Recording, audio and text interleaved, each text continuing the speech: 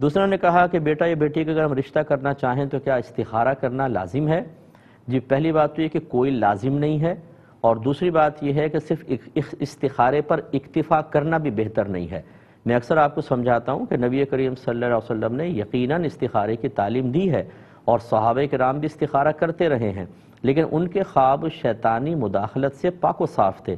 ان کو جو خواب میں اشارہ ملتا تھا وہ اللہ تبارک و تعالیٰ کی طرف سے ہونا، مطلب اس کا اغلب غالب گمان یہی کہ اللہ تعالیٰ کی طرف سے تھا، جبکہ ہمارے خوابوں کے اندر شیطانی مداخلت بہت زیادہ ہوتی ہے، کیونکہ ہمارے افعال و اعمال ہم خود جانتے ہیں ہم کس قسم کے کر رہے ہیں۔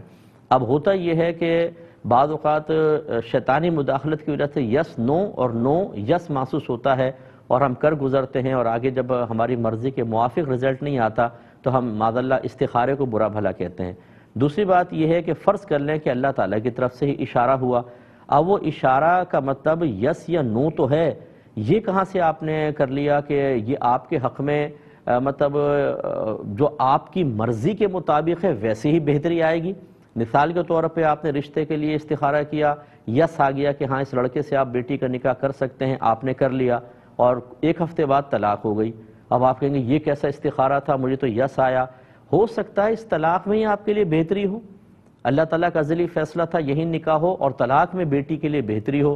اب اس راز کو ہم سمجھ نہیں پاتے۔ ہمارے نزدیک تو استخارے کے بعد اگر یس آیا تو اس کا مطلب رزلٹ یہ نکلنا چاہیے تھا کہ وہ کبھی رشتہ ختم نہ ہوتا، داماد جو ہے بیٹی کا بہت زیادہ خیال کرتا، سسرال بھی بہت اچھا ہوتا، اور بیٹی ہر دفعہ آ کے بہت سسرالیوں کی تعریف کرتی، ہم کہتے ہیں دیکھا استخارے کی کتنی برکات ہیں۔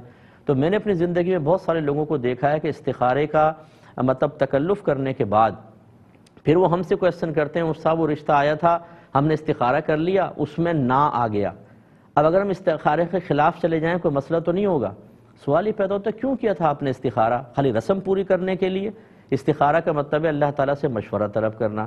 تو ہماری تمام باتیں آپ ذہن میں رکھیں، اس لیے کوئی مجھ سے پوچھتا ہے تو میں مشورہ یہ دیتا ہوں کہ آپ مشاورت کریں، اچھی طرح تدابیر اختیار کریں، پھر ساتھ میں استخارہ چاہیں تو کر لیں، لیکن استخارہ ظنی چیز ہے، اس سے کوئی قطعی رزلٹ نہیں آئے گا۔ اور یاد رکھیں کہ استخارہ کا تصور نبی کریم نے خود کرنے کا دیا ہے، یہ نہیں کہ آپ دوسرے سے استخارہ کروا لیتے ہیں، جی استخارہ کیجئے گا، انہوں نے بھی تصویر گھما استخارہ کر کے بتا دیا۔ یہ صحیح جو شرعی تصور ہے بس یہ کہ آپ خود کریں، عشاء کی نماز کے بعد 2 رکعت نفل نماز استخارہ پڑھیں، اللہ کی بارگاہ میں التجا کریں کہ اللہ تعالیٰ جو میرے حق میں بہتر ہے وہ خواب میں دکھا دے۔ پھر اگر خواب میں آپ کو سفیدی یا سبزی نظر آئے تو سمجھ لیں یس ہے، اگر بلیک نظر آئے، ریڈ نظر آئے تو نو ہے۔ اگر کوئی خاص علامت نہ ہو تو 1 دن کریں، 2 دن، 7 دن تک کریں، کوئی نہ کوئی اشارہ آپ کو ملے گا۔ اس کے باوجود نہ ملے تو آپ چھوڑ ہی دیں، اب آپ مطلب تدبیر اور مشاورت کریں۔ لیکن میں اکثر یہ کہتا ہوں کہ استخارہ کی طرف آنے کے بجائے آپ یہ کر لیں، اس لیے نہیں کہ میں سنت کو روک رہا ہوں، بلکہ اس لیے کہ ہمارے لوگوں کے ایمان انتہائی ضعیف ہو چکے ہیں، کمزور ہو چکے ہیں، باقی شرعی تقاضے پتہ ہی نہیں ہوتے، استخارہ کرتے ہیں اور اس کے بعد معاذ اللہ کی بارگاہ میں شکوہ کرتے ہیں کہ اللہ تعالیٰ تو نے کیسا مشورہ دیا، ہماری تو بچی کا مستقبل تباہ ہو گیا۔ ان کے ایمان کو کون بچائے گا؟ کس نے کہا تھا آپ کو استخارہ کرنا واجب ہے؟ تو یہ تمام چیزیں ذرا دیکھ کر پھر آپ اس کے بارے میں کوئی فیصلہ کیجئے۔